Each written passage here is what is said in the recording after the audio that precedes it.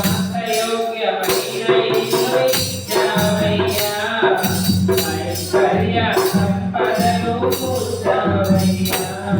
నివాసయోగ్యమైన ఇల్లు ఇచ్చావయ్యా, ఐశ్వర్య సంపదలు కూర్చావయ్యా.